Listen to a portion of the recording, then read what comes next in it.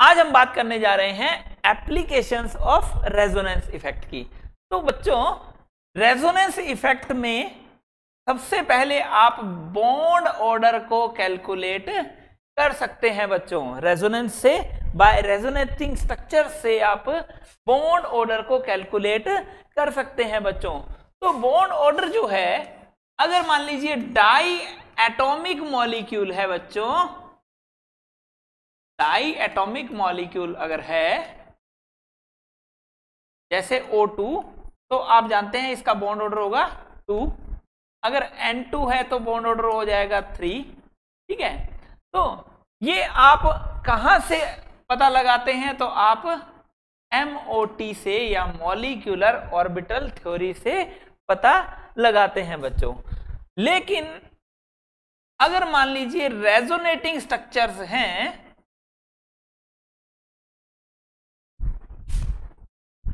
किसी कंपाउंड में resonating structures बन रही हैं, तो भी आप बॉन्ड ऑर्डर को आइडेंटिफाई कर सकते हैं बच्चों। तो देखते हैं हम, bond order can be calculated in diatomic molecule और polyatomic molecule which shows resonating structures बच्चों। तो डाई एटॉमिक मॉलिक्यूल के लिए होता है MOT या मॉलिक्यूलर ऑर्बिटल थ्योरी। तो मॉलिक्यूलर ऑर्बिटल थ्योरी के अंदर आपको शॉर्ट ट्रिक ये है कि अगर टोटल इलेक्ट्रॉन 14 आ रहे हैं तो बॉन्ड ऑर्डर आएगा 3। अगर 15 आ रहे हैं, 16 आ रहे हैं, तो ये 0.5 डिक्रीज होता जाएगा बॉन्ड ऑर्डर में। और अगर आप इधर की साइड भी जाएंगे, दैट मीन्स इलेक्ट्रॉन्स कम होते जाएंगे, तो भी बॉन्ड ऑर्डर क्या होता जाएगा? डिक्रीज होता जाएगा बच्चों। जैसे आपसे पूछा जाए कि C2 का बॉन्ड ऑर्डर कितना होता है, तो C2 के अंदर इलेक्ट्रॉन कितने हुए? 12, तो बॉन्ड ऑर्डर हो जाएगा 2। अगर मान लीजिए आपसे पूछा जाए O2 के अंदर बॉन्ड ऑर्डर कितना होता है, तो O2 के अंदर इलेक्ट्रॉन हो गए 16, तो बॉन्ड ऑर्डर हो गया 2। अगर पूछा जाए O2 प्लस के अंदर बॉन्ड ऑर्डर कितना होगा, तो O2 प्लस के अंदर बच्चों इलेक्ट्रॉन्स कितने होंगे? O2 प्लस के अंदर इलेक्ट्रॉन्स होंगे 15, तो बॉन्ड ऑर्डर हो जाएगा 2.5। अगर O2 2 प्लस की बात करें तो इलेक्ट्रॉन हो जाएंगे 14 और बॉन्ड ऑर्डर हो जाएगा 3। इसी में आगे हम बात कर लें, O2 माइनस के अंदर बॉन्ड ऑर्डर कितना हो जाएगा? तो O2 माइनस के अंदर बच्चों इलेक्ट्रॉन हो जाएंगे 17 और बॉन्ड ऑर्डर हो जाएगा 1.5।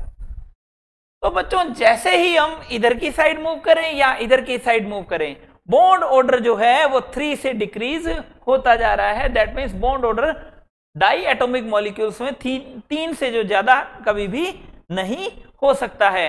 लेकिन एक्सेप्शन क्या है? CO plus. CO प्लस के अंदर बॉन्ड ऑर्डर होता है 3.5 बच्चों। 3.5 क्यों होता है? क्योंकि इसमें लास्ट इलेक्ट्रॉन जो है sigma 2s anti bonding orbital से रिमूव होता है। बॉन्ड ऑर्डर का फॉर्मूला होता है डाई एटॉमिक मॉलिक्यूल के लिए,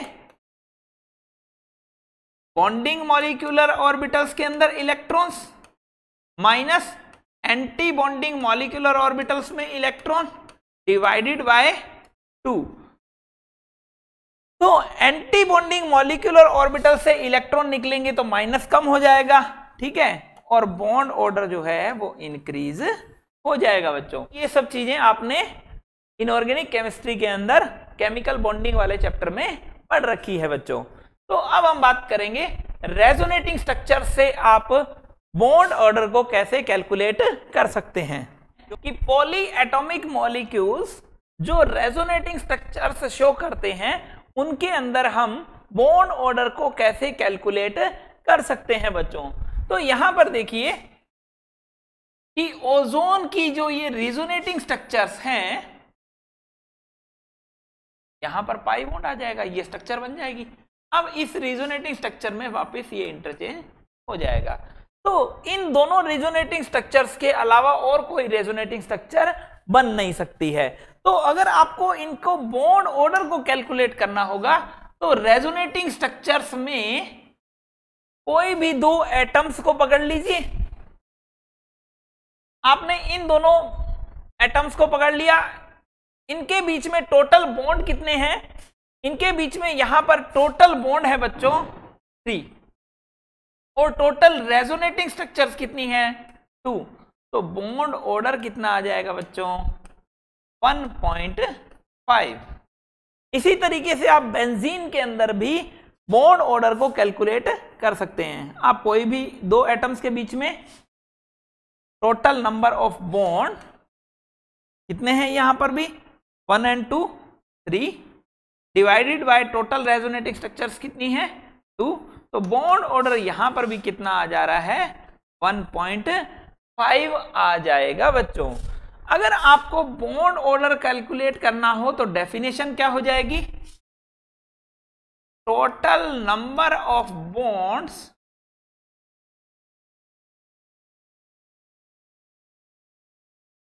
present in 2 atoms in all resonating structures divided by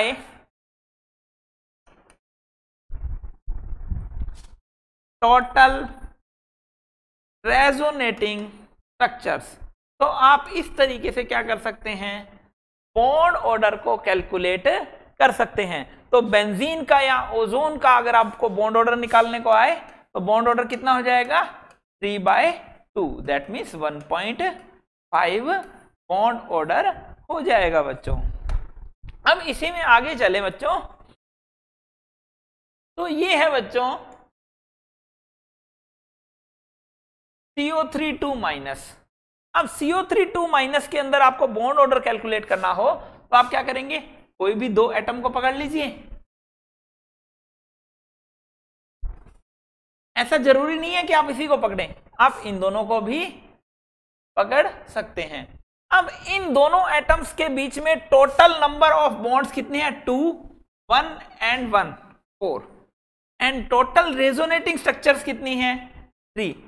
तो 1.33 बॉन्ड ऑर्डर आ जाएगा बच्चों। तो कार्बोनेट आयन या CO3 आयन के अंदर बॉन्ड ऑर्डर कितना है तो आप रेजोनेटिंग स्ट्रक्चर से आइडेंटिफाई कर सकते हैं बच्चों। इसके बाद देख लीजिए क्लोरेट आयन जो है ClO4, आप इसकी रेजोनेटिंग स्ट्रक्चर्स बनाएंगे।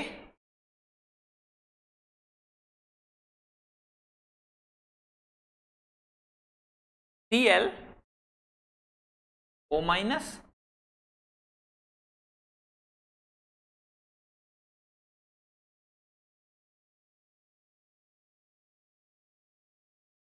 ये इलेक्ट्रॉन इधर शिफ्ट रख दो पानी।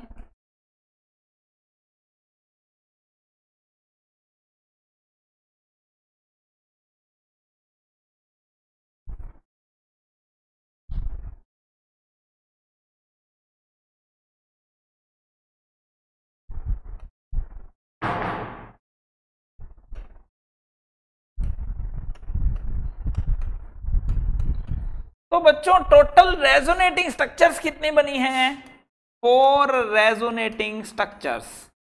अब देखिए इनमें से कोई भी दो एटम्स को अगर हम इन दोनों एटम्स को आइडेंटिफाई करें, ठीक है, तो इन दोनों एटम्स के बीच में टोटल बॉन्ड कितने हैं, यहां पर 2, यहां पर भी 2, यहां पर 1 एंड यहां पर 2। तो टोटल बॉन्ड्स कितने हो जाएंगे, टोटल बॉन्ड्स हो जाएंगे 7 और टोटल रेजोनेटिंग स्ट्रक्चर्स कितनी है 4। तो 7/4 क्या हो जाएगा ClO4- आयन का बॉन्ड ऑर्डर आ जाएगा बच्चों। रेजोनेंस के थ्रू हम इंटरमीडिएट की स्टेबिलिटी को कैसे आइडेंटिफाई कर सकते हैं बच्चों।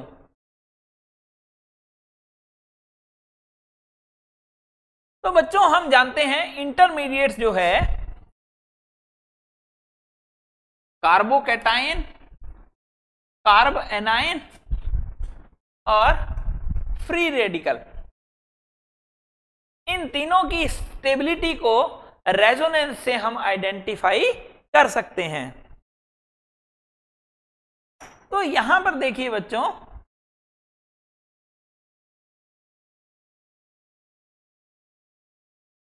बेंजाइलिक कार्बोकैटायन हमको दे रखा है,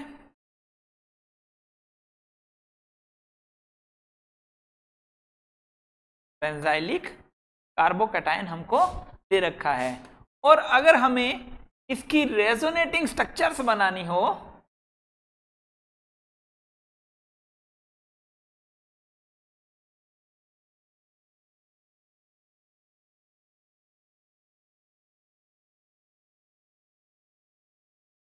तो बेंजाइलिक कार्बोकैटायन की रेजोनेटिंग स्ट्रक्चर्स के अंदर ऑर्थो एंड पैरा पोजीशन पर पॉजिटिव चार्ज आता है बच्चों।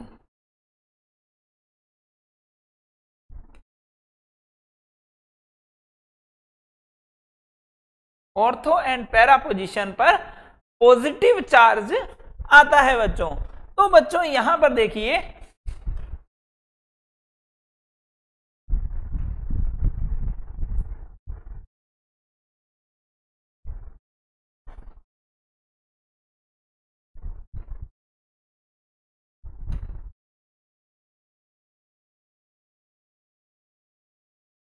कि अगर ऑर्थो एंड पैरा पोजीशंस पर बेंजाइलिक कार्बोकैटायन में पॉजिटिव चार्ज आता है, तो इस रिंग में अगर यहां पर इलेक्ट्रॉन डोनेटिंग ग्रुप लगे हों, अगर इलेक्ट्रॉन डोनेटिंग ग्रुप लगे हों तो वो इस पॉजिटिव चार्ज को कम करेंगे, और जैसे ही ये पॉजिटिव चार्ज कम होगा बच्चों, स्टेबिलिटी अपने आप इंक्रीज होना स्टार्ट हो जाएगी बच्चों।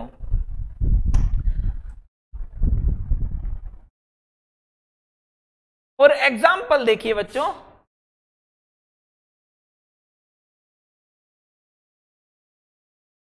ये बेंजाइलिक कार्बोकैटायन है, इसके थ्रू आप देख सकते हैं यहां पर रिंग के अंदर ऑर्थो एंड पैरा पोजीशन पर पॉजिटिव चार्ज आ रहा है बच्चों।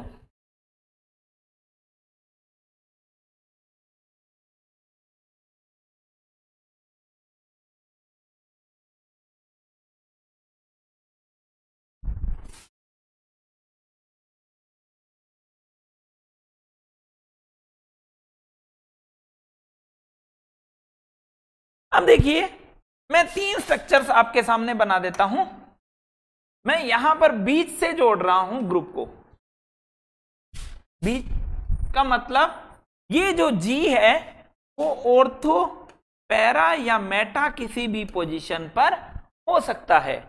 और हम ये कह रहे हैं यहां पर देखिए कि ये जी जो है वो इलेक्ट्रॉन रिलीजिंग ग्रुप है, इलेक्ट्रॉन रिलीजिंग ग्रुप है बच्चों। और यहां पर जो जी है वो इलेक्ट्रॉन विड्रॉइंग ग्रुप है, और ये कौन सी पोजीशंस पर है? ऑर्थो, पैरा एंड मेटा, कोई भी पोजीशन पर ये स्टार्टिंग में अटैच्ड है। ठीक है, तो बच्चों अब अगर आपको इनको कंपेयर करना हो तो आप जानते हैं इस बेंजाइलिक कार्बोकैटायन में पॉजिटिव चार्ज जो है वो रिंग के अंदर आएगा। Positive charge and positive charge, ring में पॉजिटिव चार्ज आएगा। दैट मीन्स ये CH2+ कैसा है? डीएक्टिवेटिंग ग्रुप जैसा है। तो ये रिंग के अंदर क्या करेगा? पॉजिटिव चार्ज छोड़ेगा। तो इस पॉजिटिव चार्ज को कम करने वाले ग्रुप्स अगर यहां पर लगे होंगे तो ये क्या करेंगे? पॉजिटिव चार्ज को रिंग में कम करेंगे, इलेक्ट्रॉन्स को डोनेट करेंगे, जिससे कार्बोकैटायन की जो स्टेबिलिटी है वो इंक्रीज हो जाएगी बच्चों। अब देखिए, इन दोनों को अगर कंपेयर किया जाए तो इन दोनों में से यहां पर पॉजिटिव चार्ज तो यहां भी आएगा, लेकिन यहां पर इलेक्ट्रॉन डोनेट करने वाला कोई भी ग्रुप नहीं लगा हुआ है बच्चों। सेकंड स्ट्रक्चर में इलेक्ट्रॉन डोनेट करने वाला कोई भी ग्रुप नहीं लगा है। तो यहां पर ये इलेक्ट्रॉन डोनेटिंग ग्रुप लगा है तो पॉजिटिव चार्ज को कम करेगा, न्यूट्रल की ओर ले जाएगा, दैट मीन स्टेबिलिटी ज्यादा करेगा। ठीक है, अब देखिए इस थर्ड स्ट्रक्चर में भी ऑर्थो एंड पैरा पोजीशन पर पॉजिटिव चार्ज यहां भी आने वाला है बच्चों। अब यहां इन तीनों स्ट्रक्चर्स में, इन दोनों स्ट्रक्चर्स में भी पॉजिटिव चार्ज यहां भी आ रहा है और यहां भी आ रहा है। पॉजिटिव चार्ज होने के बावजूद इस ग्रुप को कोई मतलब नहीं है, ये यहां से रिंग से और इलेक्ट्रॉन खींच के ले जा रहे हैं। तो एक तो CH2+ रिंग से इलेक्ट्रॉन खींच रहा है, एक ये खींच रहा है, तो रिंग में बचेगा क्या? ठीक है, दैट मीन्स इसकी स्टेबिलिटी जो है वो डिक्रीज हो जाएगी। तो सबसे ज्यादा इलेक्ट्रॉन डोनेटिंग वाले, ठीक है, फिर कोई भी ग्रुप ना लगा हो इलेक्ट्रॉन खींचने वाले से, तो अच्छा है कि कोई भी ग्रुप नहीं लगा हो बच्चों। दैट मीन्स आपको मैंने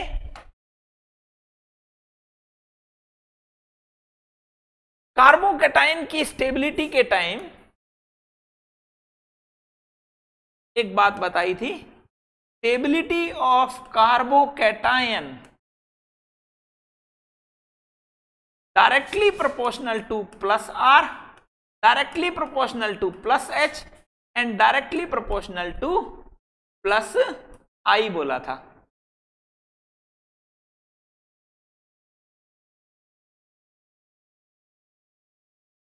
जबकि कार्बोकैटायन की स्टेबिलिटी इलेक्ट्रॉन विड्रॉइंग ग्रुप्स के इनवर्सली प्रोपोर्शनल होगी बच्चों।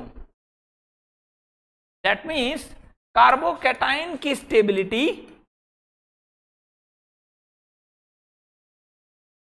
Directly proportional to electron releasing group. अभी हम पोजीशंस की बात नहीं कर रहे हैं, सबसे पहले ये तो समझ लें कि इलेक्ट्रॉन रिलीजिंग जितने ग्रुप होंगे उनके डायरेक्टली प्रोपोर्शनल होगा और इनवर्सली प्रोपोर्शनल होगा इलेक्ट्रॉन विड्रॉइंग ग्रुप्स के बच्चों। ठीक है, तो कार्बोकैटायन की स्टेबिलिटी जो है वो इनवर्सली प्रोपोर्शनल हो रही है -R, -H और -I के। अब आप जानते हैं बच्चों कि अगर ये तीनों ही काम कर रहे हो एक साथ,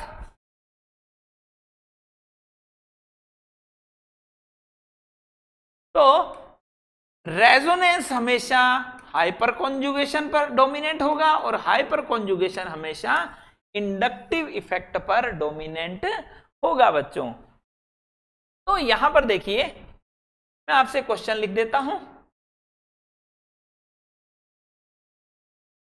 CH2+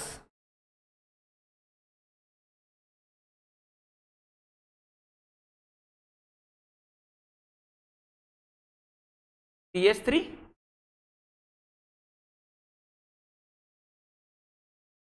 CH2+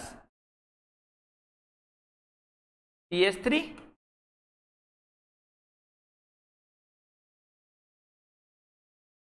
CH2+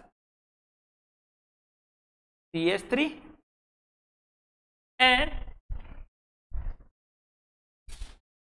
normal benzylic carbocation.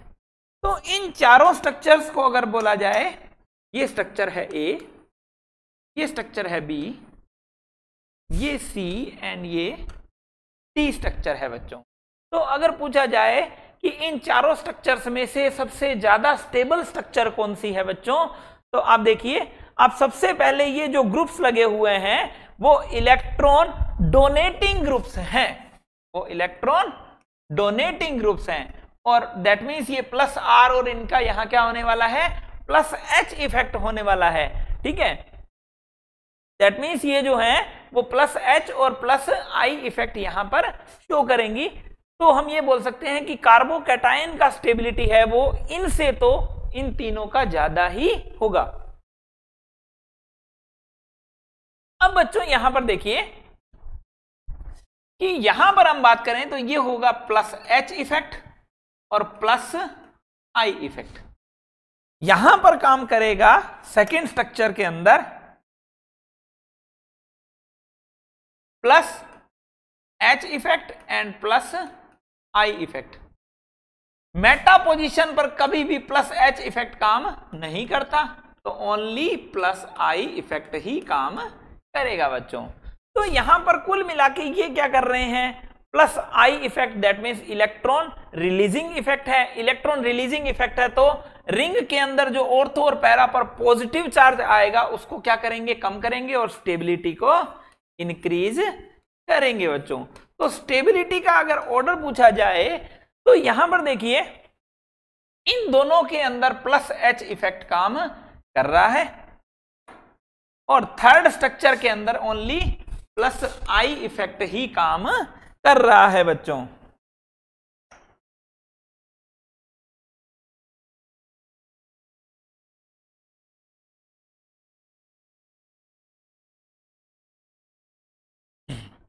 तो बच्चों यहां पर देखिए इन दोनों को सबसे पहले हम कंपेयर करते हैं।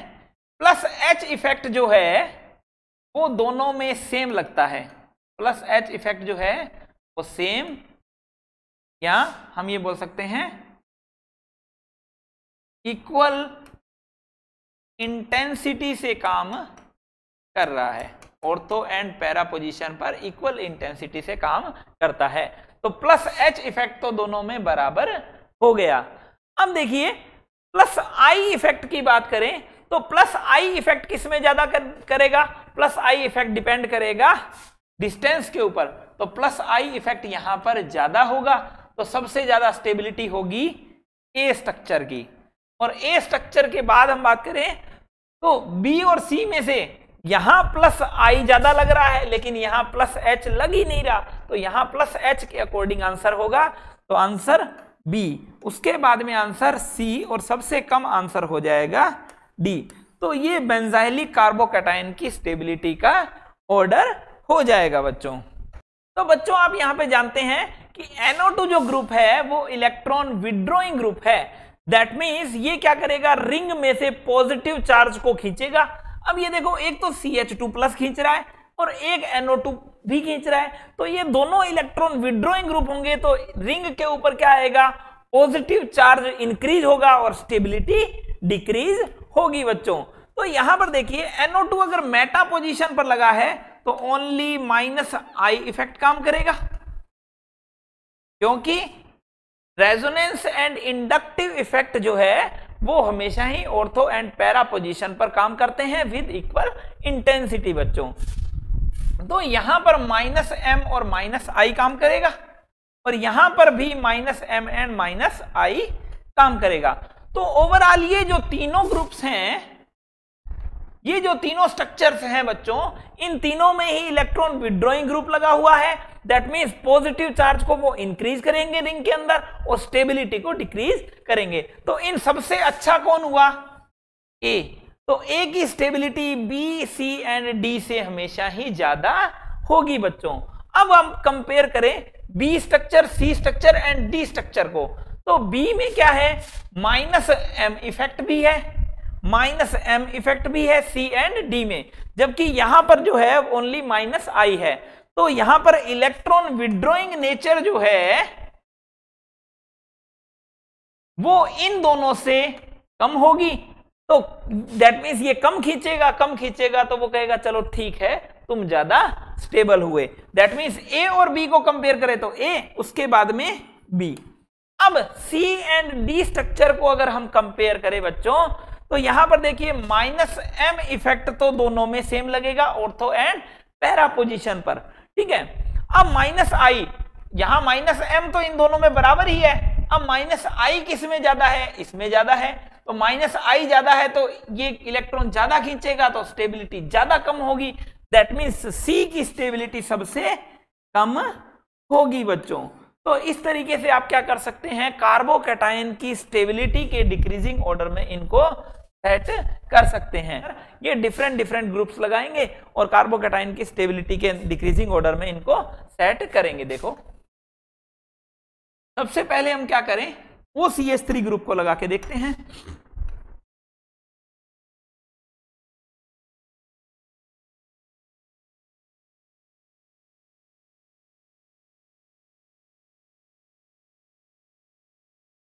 CH2+ OCH3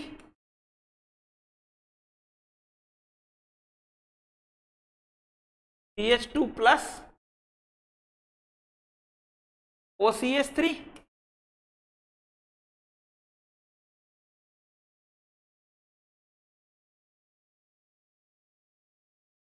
CH2 plus OCH3 and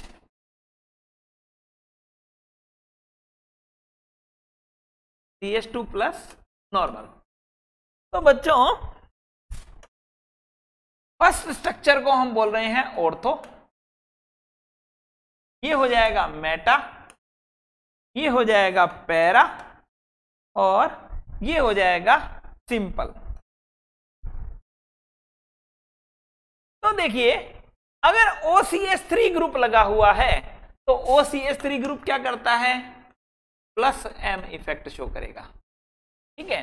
plus M के साथ ये माइनस I इफेक्ट भी शो करता है, क्योंकि कार्बन और ऑक्सीजन में से इलेक्ट्रोनेगेटिविटी किसकी ज्यादा है, ऑक्सीजन की इलेक्ट्रोनेगेटिविटी ज्यादा है, तो सिग्मा बॉन्ड के इलेक्ट्रॉन्स को वो अपनी ओर विड्रॉ करने की कोशिश करेगा। तो माइनस I इफेक्ट है, जबकि लोन पेयर के कारण प्लस M इफेक्ट है। अब देखिए मेटा पोजीशन अगर है तो मेटा पोजीशन पर ओनली माइनस I इफेक्ट ही काम करेगा। दैट मीन्स ये इलेक्ट्रॉन विड्रॉइंग ग्रुप ही है, यहां पर इलेक्ट्रॉन विड्रॉइंग नेचर है, इलेक्ट्रॉन डोनेटिंग नेचर यहां पर कभी भी नहीं है बच्चों। अब देखिए OCH3 अगर पैरा पोजीशन पर है तो यहां पर भी plus M effect and minus I effect होगा, और प्लस M जो है वो हमेशा माइनस I से डोमिनेंट होगा बच्चों। तो अगर मान लीजिए OCH3 ग्रुप लगा हुआ है कहां पर, तो अगर मान लीजिए OCH3 ग्रुप लगा हुआ है बेंजाइलिक पोजीशन में OCH3 ऑर्थो पैरा या मेटा पोजीशन पर, तो सबसे ज्यादा स्टेबिलिटी किसकी होगी, तो सबसे ज्यादा स्टेबिलिटी होगी बच्चों उसकी जिसके अंदर प्लस M इफेक्ट है। तो plus M effect ortho and para में है। अब देखिए प्लस M तो यहां पर बराबर ही है, इसमें और इसमें प्लस M तो बराबर है, तो प्लस M बराबर है तो आंसर किसके अकॉर्डिंग करना होगा, माइनस I के अकॉर्डिंग। दैट मीन्स ये दोनों इन दोनों से तो ज्यादा स्टेबल है, पहली बात क्यों, क्योंकि वो इलेक्ट्रॉन रिलीजिंग इफेक्ट है। इलेक्ट्रॉन रिलीजिंग की वजह से रिंग के अंदर इलेक्ट्रॉन देंगे तो पॉजिटिव चार्ज कम होगा, पॉजिटिव चार्ज कम होगा दैट मीन्स वो न्यूट्रल की ओर आएगा, न्यूट्रल की ओर आएगा तो स्टेबल ज्यादा होगा बच्चों। यहां पर देखिए कि अगर OCH3 लोन पेयर दे रहा है रिंग के अंदर तो प्लस M इफेक्ट तो ऑर्थो पे या पैरा पे दोनों पे इक्वल इंटेंसिटी के साथ काम करेगा। दैट मीन्स हम प्लस M से हम आइडेंटिफाई नहीं कर पा रहे हैं कि इन दोनों में से ज्यादा स्टेबल कौन होगा बच्चों। तो अब माइनस I, तो यहां पर देखिए डिस्टेंस कम है, डिस्टेंस कम है तो माइनस I जो है वो इंक्रीज होगा। That means electron withdrawing nature बढ़ गई, इलेक्ट्रॉन विड्रॉइंग नेचर बढ़ गई दैट मीन्स वो दे भी ज्यादा रहा है और खींच भी ज्यादा रहा है। तो हम ये बोल सकते हैं कि इसमें वो पैरा पोजीशन पर है, पैरा पोजीशन पर है तो प्लस M इफेक्ट तो बराबर ही लग रहा है, लेकिन यहां पर माइनस I जो है वो डिक्रीज होगा, माइनस I डिक्रीज होगा तो सबसे ज्यादा स्टेबल कौन होगा, पैरा। पैरा के बाद में आप देखेंगे ऑर्थो, ऑर्थो के बाद में आप देखेंगे तो यहां पर तो ओनली माइनस I है, दैट मीन्स वो इलेक्ट्रॉन खींच ही रहा है, कभी भी देगा नहीं, कभी लोन पेयर यहां पर नहीं दिए जाएंगे, ठीक है, नहीं दिए जाएंगे तो इलेक्ट्रॉन विड्रॉइंग ग्रुप हुआ। तो इससे तो अच्छा सिंपल ही था, दैट मीन्स उससे ज्यादा हो जाएगा सिंपल, और सबसे लास्ट वाला स्टेबल होगा मेटा। तो बच्चों ऐसे आप क्या कर सकते हैं, इनको कार्बोकैटायन को स्टेबिलिटी के डिक्रीजिंग ऑर्डर में सेट कर सकते हैं। अब देखिए इसी में आगे देखते हैं।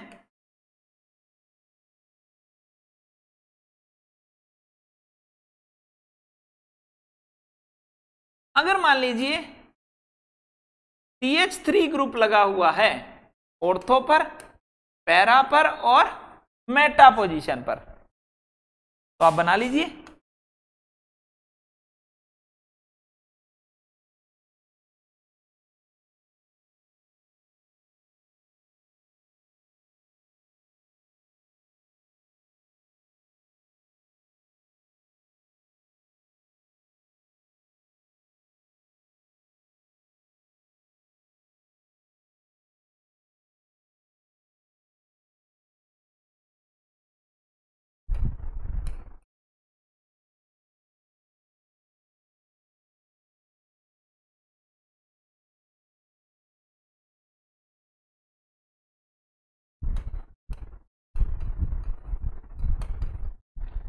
तो देखिए ऑर्थो पोजीशन के अंदर plus H effect and plus I effect काम करेगा, जो कि प्लस एच इफेक्ट जो है वो ज्यादा होता है।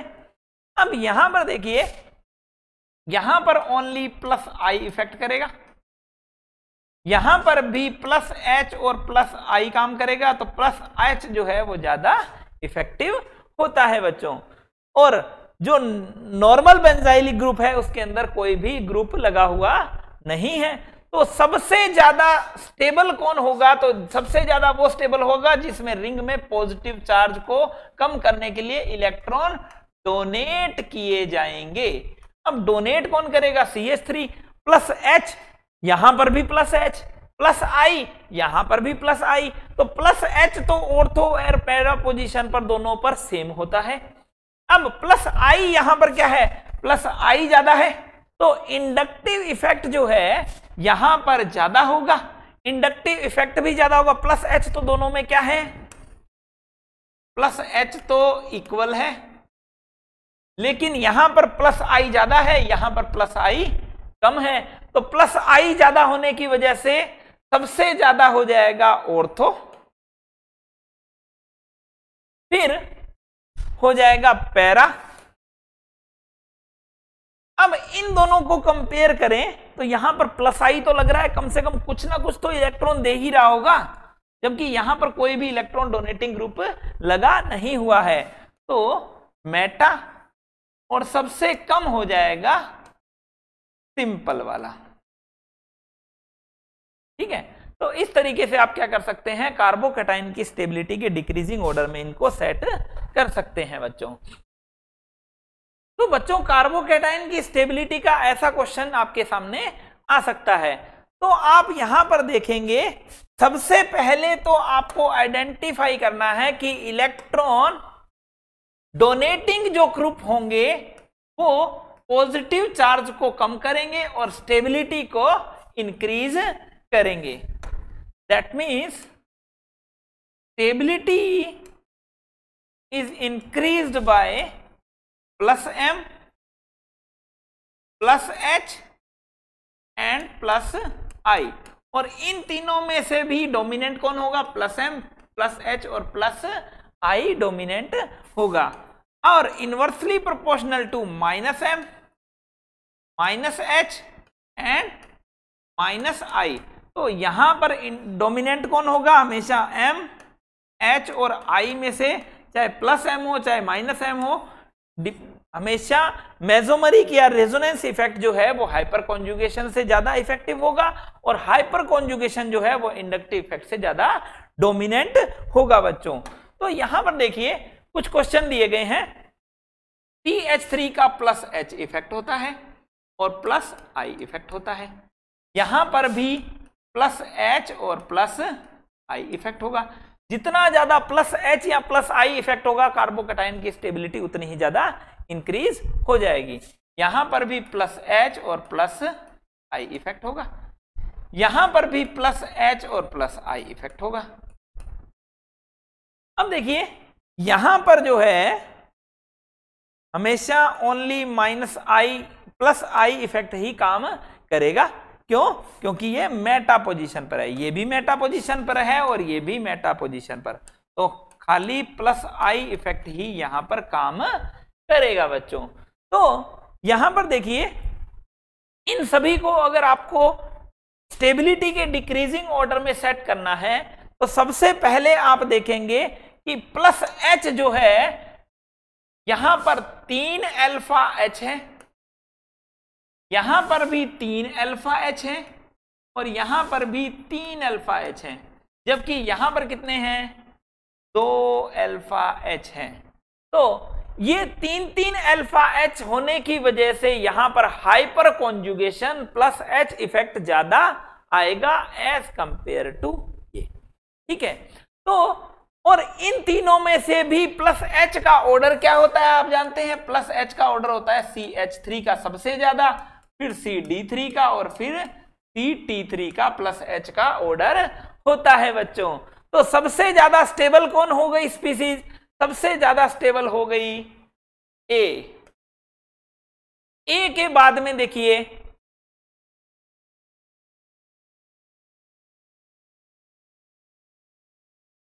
सबसे ज्यादा स्टेबल हो गई स्ट्रक्चर ए के बाद में जो कोई स्टेबल है तो वो है बी के बाद में सी।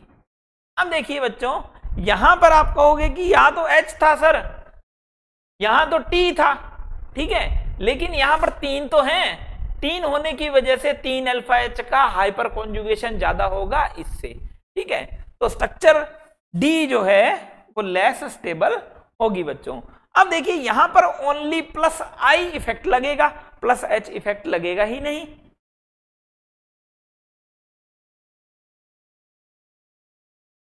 तो इस केस में क्या होगा बच्चों, इस केस के अंदर यहां पर प्लस I इफेक्ट का जो ऑर्डर है वो क्या होता है CT3 का सबसे ज्यादा होगा, तो ये रिंग में ज्यादा इलेक्ट्रॉन देगा, तो ज्यादा देगा तो पॉजिटिव चार्ज को कम करेगा और स्टेबिलिटी को बढ़ाएगा। फिर सबसे ज्यादा हो जाएगा G, फिर F एंड सबसे लेस स्टेबल हो जाएगा E।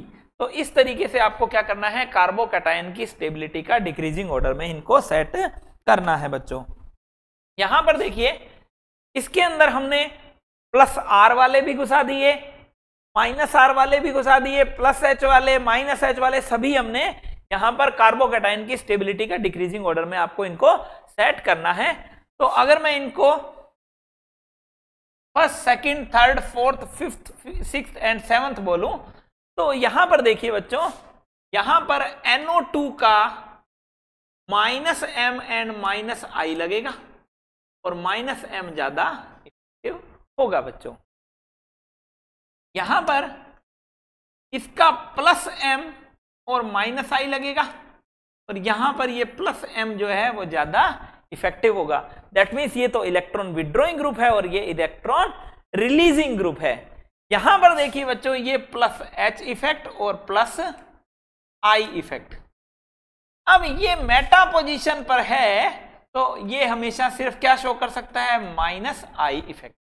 ठीक है, और यहां पर देखिए NR3 प्लस का हमेशा माइनस I इफेक्ट होता है, चाहे वो ऑर्थो पे लगे चाहे पैरा पोजीशन पे लगे। नाइट्रोजन क्योंकि कभी भी पेंटावेलेंट नहीं हो सकता, वो रिंग से ऐसे इलेक्ट्रॉन को खींच नहीं सकता है बच्चों। तो दैट मीन्स NH3 प्लस का हमेशा ही माइनस I इफेक्ट ही होगा। ठीक है, माइनस I इफेक्ट होगा तो यहां पर भी माइनस I और यहां पर NO2 का माइनस M और माइनस I। तो सबसे ज्यादा इलेक्ट्रॉन डोनेटिंग ग्रुप वाले जो हैं वो कार्बोकैटायन की स्टेबिलिटी को इंक्रीज करेंगे और इलेक्ट्रॉन विड्रॉइंग ग्रुप जो हैं वो कार्बोकैटायन की स्टेबिलिटी को डिक्रीज करेंगे बच्चों। तो सेकंड जो स्ट्रक्चर है, थर्ड जो स्ट्रक्चर है, उन दोनों की स्टेबिलिटी ज्यादा होगी as compare to another structures. तो सेकंड और थर्ड को भी कंपेयर करें तो सेकंड में प्लस M इफेक्ट है जबकि यहां पर प्लस H इफेक्ट है, तो सेकंड स्ट्रक्चर ज्यादा स्टेबल होगी as compare to third structure बच्चों। अब थर्ड स्ट्रक्चर और सेकंड स्ट्रक्चर को हमने कंपेयर कर लिया है। उसके बाद देखिए first structure and seventh structure सबसे लेस स्टेबल होगी क्योंकि यहां पर माइनस M है। माइनस M होने की वजह से ये ज्यादा इलेक्ट्रॉन विड्रॉइंग नेचर होगी बच्चों।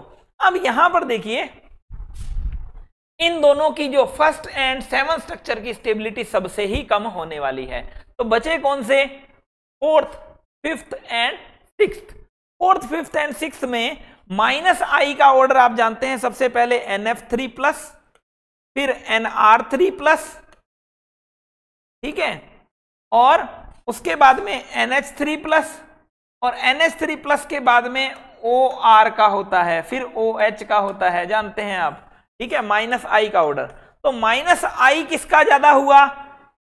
NR3 plus and NH3 plus का ज्यादा हुआ। -i ज्यादा होने से इलेक्ट्रॉन विड्रॉइंग ग्रुप ज्यादा होंगे, ये ज्यादा होंगे तो पॉजिटिव चार्ज को बढ़ाएंगे, दैट मीन्स स्टेबिलिटी को कम करेंगे। तो स्टेबिलिटी ज्यादा इससे तो ठीक ठाक कौन है? Fourth structure. फोर्थ के बाद में -i वाले जो ऑर्डर हैं, हम जानते हैं कार्बोकटाइन की जो स्टेबिलिटी है इनवर्सली प्रोपोर्शनल टू -i होती है। तो -i किसका कम है? OR का कम है, ऑर्डर लिख दिया। उसके बाद में इन दोनों को कंपेयर करें तो -i किसका कम है? NH3 का। तो उसके बाद में NH3 वाला 6th नंबर, और सबसे इसके बाद आ जाएगा 5th नंबर। अब देखिए फर्स्ट एंड सेवंथ स्ट्रक्चर को अगर हम कंपेयर करें तो यहां पर -m, यहां पर भी -m, ऑर्थो एंड पैरा पर इक्वल इंटेंसिटी के साथ काम करता है। उसके बाद में -i जो है वो यहां पर ज्यादा होगा, क्यों? क्योंकि वो डिस्टेंस के ऊपर डिपेंड करता है। और यहां पर -i कम होगा क्योंकि वो पैरा पोजीशन पर है, डिस्टेंस बढ़ गई तो -i भी डिक्रीज हो जाएगा। तो दैट मीन्स इन दोनों को कंपेयर करें तो ये थोड़ा ठीक ठाक है, क्यों? क्योंकि ये -m की वजह से तो दोनों बराबर ही खींच रहे थे, लेकिन -i इसका कम है, और -i के इनवर्सली प्रोपोर्शनल होगा कार्बोकटाइन की स्टेबिलिटी। तो फर्स्ट जो स्ट्रक्चर है वो सबसे लीस्ट स्टेबल होने वाली है बच्चों। अब देखिए इसके बाद में ओवरऑल स्टेबिलिटी का एक और क्वेश्चन जो है, जिससे आपका बेस बन जाएगा ढंग से। अब देखिए यहां पर +H और +I दे रहा है, यहां पर जो है ओनली +I लग रहा है, क्यों? क्योंकि अल्फा कार्बन जो है उस पर कोई भी हाइड्रोजन प्रेजेंट नहीं है, ठीक है। यहां पर ये +I दे रहा है, क्यों? क्योंकि वो मेटा पोजीशन पर है, और यहां पर अल्फा कार्बन पर 0 हाइड्रोजन है।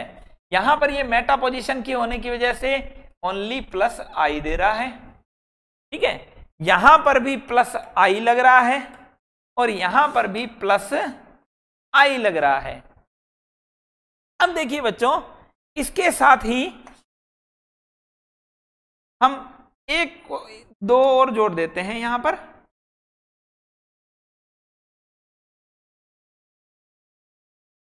CH2+, CD3, CH2+ and CT3। तो बच्चों यहां पर +H और +I है, यहां पर भी +H और +I है। तो हम जानते हैं कि बाकी सब +I वाले हैं, जबकि फर्स्ट ये और ये स्ट्रक्चर जो है ये हमेशा ही +H शो करेगी। तो ये +H जो शो करेगी तो इनका जो इलेक्ट्रॉन डोनेटिंग इफेक्ट है वो ज्यादा होगा as compare to remaining structures. तो टोटल जो स्ट्रक्चर्स है वो हमारे पास है 8 स्ट्रक्चर। अब 8 स्ट्रक्चर में हाइपर कॉन्जुगेशन के अकॉर्डिंग सेट करेंगे, तो हाइपर कॉन्जुगेशन सबसे ज्यादा होता है CH3+ का। तो फर्स्ट जो स्ट्रक्चर है वो सबसे ज्यादा स्टेबल होगी। उसके बाद में इन दोनों में +H है, तो CD3 का 7th, और उसके बाद में हो जाएगा 8th स्ट्रक्चर, ठीक है। अब देखिए बाकी सभी में ओनली +I इफेक्ट लग रहा है, और +I इफेक्ट जो है वो डिस्टेंस के ऊपर डिपेंड करता है कि नजदीक में कौन लग रहा है। नजदीक में कौन लग रहा है बच्चों? इसमें मेटा पर लग रहा है, इसमें मेटा पर लग रहा है, इसमें मेटा पर लग रहा है, और इसमें मेटा पर लग रहा है, ठीक है। इन चारों का +I इफेक्ट ज्यादा होगा as compare to second structure. अब देखिए यहां पर आप देखेंगे तो +I इफेक्ट जो है वो इसका और इस स्ट्रक्चर का ज्यादा होगा। +I इफेक्ट जो है वो इन दोनों स्ट्रक्चर्स का ज्यादा होगा। और आप जानते हैं प्लस आई के अंदर ऑर्डर क्या होता है, सबसे ज्यादा CT3 का। CT3 का होगा तो स्ट्रक्चर कौन सी स्टेबल हो जाएगी, 6 नंबर ज्यादा स्टेबल हो जाएगी। उसके बाद में थर्ड जो स्ट्रक्चर है वो ज्यादा स्टेबल हो जाएगी। इसके बाद हम देखेंगे CD3 और CT3 में से, तो CT3 जो है, जो कि फिफ्थ स्ट्रक्चर है, वो ज्यादा स्टेबल हो जाएगी। उसके बाद में फोर्थ स्ट्रक्चर वो स्टेबल होगी। और यहां पर इसके बाद में देखिए पैरा पोजीशन पर सिर्फ ये एक ही लगा हुआ है, ये वाला जिसका प्लस आई इफेक्ट है, इसका तो प्लस एच भी है, इस कारण ये ज्यादा स्टेबल हो गया। लेकिन यहां पर प्लस आई इफेक्ट है, इसकी वजह से ये जो है सबसे लीस्ट स्टेबल होगा। और यहां पर ये सबसे लीस्ट स्टेबल होने की वजह से सेकंड जो है वो सबसे लीस्ट स्टेबल होगा बच्चों। तो इस तरीके से आप कार्बोकैटायन की स्टेबिलिटी के डिक्रीजिंग ऑर्डर में इनको सेट कर सकते हैं। ऐसी स्पीसीज जिसमें कार्बन के ऊपर नेगेटिव चार्ज होते हैं, वैलेंस शेल में तो 8 इलेक्ट्रॉन होते हैं, लेकिन नेगेटिव चार्ज ज्यादा है यहां पर, और नेगेटिव चार्ज ज्यादा होने की वजह से स्टेबिलिटी जो है वो डिक्रीज होती है बच्चों। बेंजाइलिक कार्ब एनायन बनाएं और इसकी रिजोनेटिंग स्ट्रक्चर्स को बनाया जाए।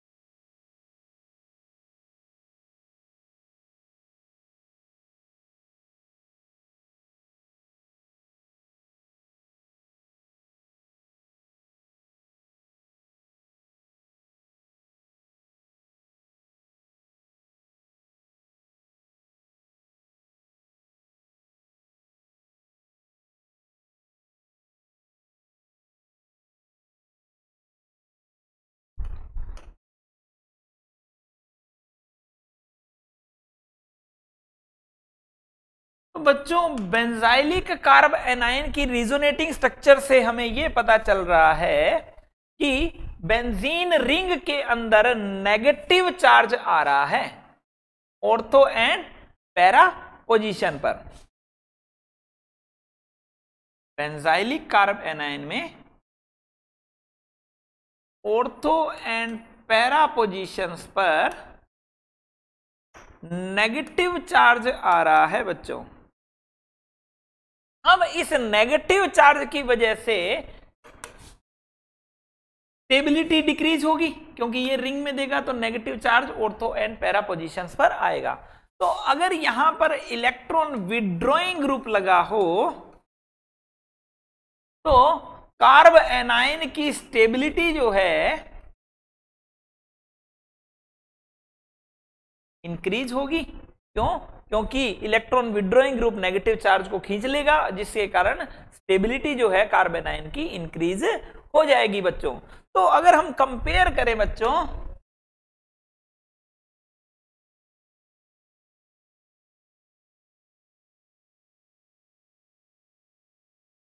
CH2- यहां पर इलेक्ट्रॉन डोनेटिंग ग्रुप लगा हुआ है, इस बेंजाइलिक कार्ब एनायन में कोई भी ग्रुप अटैच्ड नहीं है। और थर्ड में हम कहें इलेक्ट्रॉन विड्रॉइंग ग्रुप जो है, इलेक्ट्रॉन डोनेटिंग ग्रुप जो है थर्ड में, थर्ड स्ट्रक्चर के अंदर इलेक्ट्रॉन डोनेटिंग ग्रुप लगा हुआ है। तो बच्चों अगर इनको हम स्टेबिलिटी के डिक्रीजिंग ऑर्डर में सेट करें, थर्ड स्ट्रक्चर में बच्चों इलेक्ट्रॉन विड्रॉइंग ग्रुप लगा हुआ है, तो अगर इनको स्टेबिलिटी के डिक्रीजिंग ऑर्डर में सेट किया जाए बच्चों,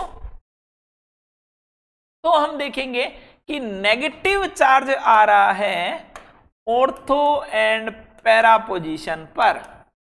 ठीक है, ऑर्थो एंड पैरा पोजीशन पर नेगेटिव चार्ज आ रहा है, तो जो इलेक्ट्रॉन विड्रॉइंग ग्रुप होगा वो कार्ब एनाइन की स्टेबिलिटी को इंक्रीज करेगा। ठीक है, दैट मीन सबसे ज्यादा स्टेबल हो जाएगा ये सेकंड और सबसे लीस्ट स्टेबल होगा फर्स्ट। तो बच्चों हम ये बोल सकते हैं स्टेबिलिटी ऑफ कार्ब एनाइन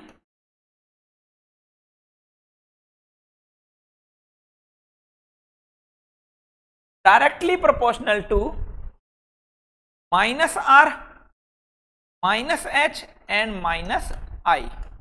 ठीक है, और इनवर्सली प्रोपोर्शनल हो जाएगा +R +H एंड +I के। ठीक है, तो हम इसी तरीके से जैसे हमने कार्बोकैटायन का स्टेबिलिटी का ऑर्डर किया था, हम कार्ब एनाइन का स्टेबिलिटी का ऑर्डर भी कर सकते हैं बच्चों। तो देखिए फर्स्ट जो क्वेश्चन है, इन सभी में कार्ब एनाइन है, बेंजाइलिक कार्ब एनाइन, तो यहां पर +H एंड +I इफेक्ट है, यहां पर +H इफेक्ट और +I इफेक्ट है, यहां पर +H और +I इफेक्ट है, यहां पर +H और +I इफेक्ट है, यहां पर ओनली +I इफेक्ट है, यहां पर +I इफेक्ट है और यहां पर भी +I इफेक्ट है। तो जो +H इफेक्ट वाले हैं उनकी स्टेबिलिटी कार्ब एनाइन के टाइम कम होगी और +I वालों की स्टेबिलिटी थोड़ी सी इनसे ज्यादा होगी। लेकिन अगर यहां पर इलेक्ट्रॉन विड्रॉइंग ग्रुप्स लगा होता कोई भी, तो उसकी स्टेबिलिटी सबसे ज्यादा होती बच्चों। तो सबसे ज्यादा स्टेबिलिटी किसकी होगी बच्चों, कि इनमें से +I के कार्ब एनाइन की जो स्टेबिलिटी है इनवर्सली प्रोपोर्शनल है +H के और +I के। तो +I जिसका ज्यादा होगा कार्ब एनाइन की स्टेबिलिटी उतनी ही कम होगी। +I का ऑर्डर इन तीनों में क्या है, +I CT3 का ज्यादा होता है, CT3 का ज्यादा होगा तो कार्ब एनाइन की स्टेबिलिटी भी इसकी कम होगी। और इन तीनों में से कार्ब एनाइन की स्टेबिलिटी सबसे ज्यादा होगी E स्ट्रक्चर की। क्यों? क्योंकि यहां +I जो है वो कम है। उसके बाद में F स्ट्रक्चर की, उसके बाद में G स्ट्रक्चर की। अब यहां पर देखिए +H इफेक्ट जितना ज्यादा होगा उतना ही कार्ब एनाइन की स्टेबिलिटी कम होगी। +H इफेक्ट सबसे ज्यादा है इसमें, फिर इसमें और फिर इसमें। अब यहां पर 2 ही अल्फा H है तो यहां +H इफेक्ट कम है, +H इफेक्ट कम है तो स्टेबिलिटी इसकी ज्यादा होगी G की। अब देखिए इन तीनों में +H इफेक्ट इसका ज्यादा है तो स्टेबिलिटी सबसे कम होगी इसकी, that means T, P and K। तो ये कार्बोकैटायन का जो स्टेबिलिटी का ऑर्डर था उसका जस्ट रिवर्स हो जाएगा बच्चों। तो यहां पर देखिए बेंजाइलिक कार्ब एनाइन में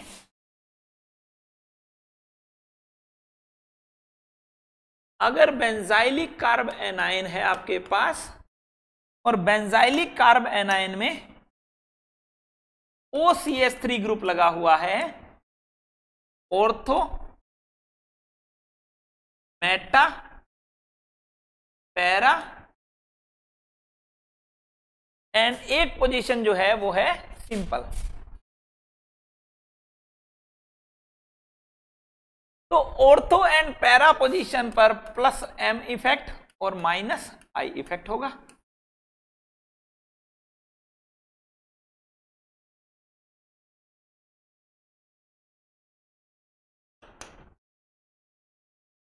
OCH3, तो यहां पर क्या होगा +M और -I।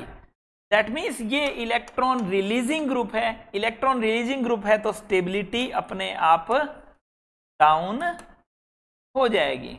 मेटा पोजीशन पर अगर हम बात करें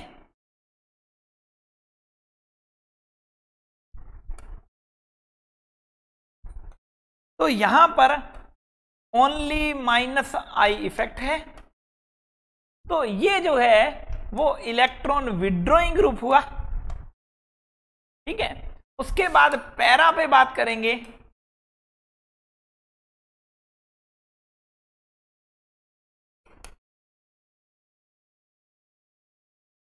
तो ये भी प्लस एम और माइनस आई, और प्लस एम ज्यादा डोमिनेंट होता है माइनस आई से बच्चों। अब देखिए इसी को अगर कंपेयर करवाया जाता है सिंपल बेंजाइलिक कार्ब एनायन के साथ, तो यहां पर देखिए इलेक्ट्रॉन विड्रॉइंग ग्रुप किसमें है, इलेक्ट्रॉन विड्रॉइंग ग्रुप खाली मेटा में है, तो मेटा वाला सबसे ज्यादा स्टेबल होगा। उसके बाद में ये दोनों इलेक्ट्रॉन रिलीजिंग ग्रुप्स हैं, इलेक्ट्रॉन रिलीजिंग से तो नॉर्मल ही ठीक है, सिंपल। उसके बाद में आप देखेंगे ऑर्थो एंड पैरा को, तो यहां प्लस एम तो इक्वल है, लेकिन माइनस आई ज्यादा है, यहां पर माइनस आई ज्यादा होगा तो इलेक्ट्रॉन विड्रॉइंग नेचर ज्यादा होगी, तो स्टेबिलिटी भी ज्यादा होगी, और पैरा की स्टेबिलिटी सबसे कम होगी बच्चों। तो इसी तरीके से आप इनको अरेंज कर सकते हैं डिफरेंट डिफरेंट ग्रुप्स लगाकर बच्चों। जैसे आपको यहां पर कार्ब एनायन की स्टेबिलिटी के डिक्रीजिंग ऑर्डर में इनको सेट करना है।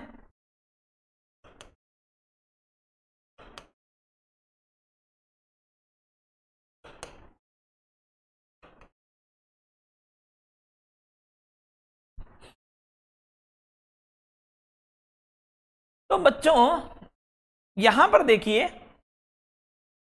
कि यहां फर्स्ट स्ट्रक्चर के अंदर माइनस एम एंड माइनस आई लग रहा है और माइनस एम ज्यादा है, यहां पर प्लस एम एंड माइनस आई लगा है, प्लस एम ज्यादा है, दैट मीन्स ये इलेक्ट्रॉन रिलीजिंग ग्रुप है और ये इलेक्ट्रॉन विड्रॉइंग ग्रुप है, ठीक है। अब यहां पर देखिए यहां पर प्लस एच और प्लस आई है, यहां पर ओनली माइनस आई है, यहां पर minus I and minus M and minus I है बच्चों।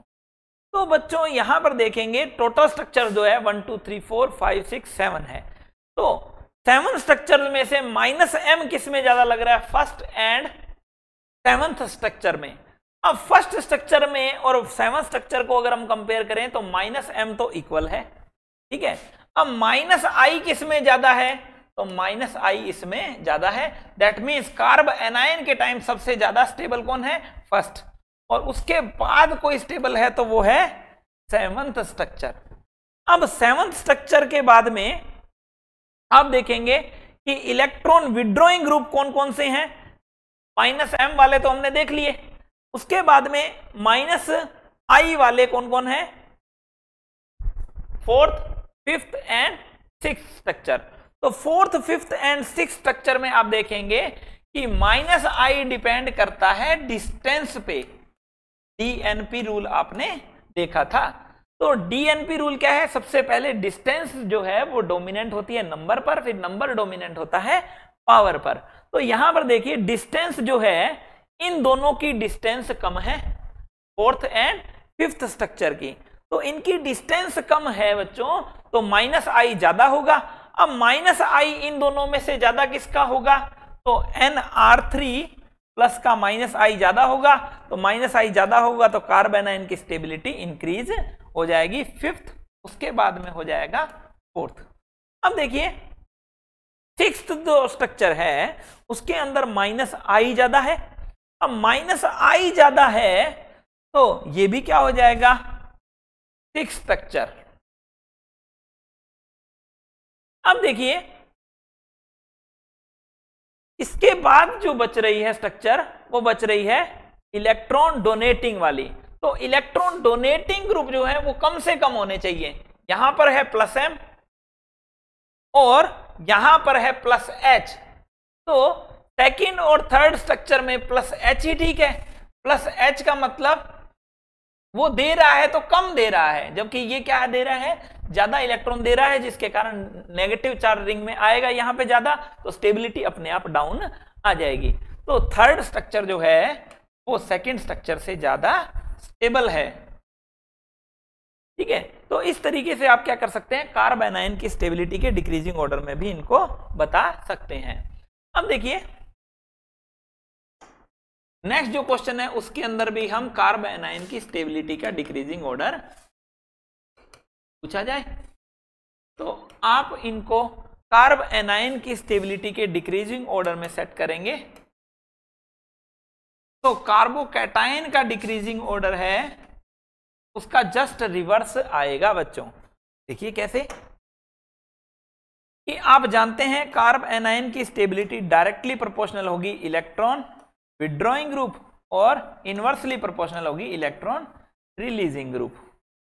ठीक है, तो यहां पर सारे के सारे ही इलेक्ट्रॉन रिलीजिंग ग्रुप हैं और इलेक्ट्रॉन रिलीजिंग है तो इलेक्ट्रॉन रिलीजिंग के टाइम ये देखा जाएगा कि इलेक्ट्रॉन रिलीजिंग कम होना चाहिए।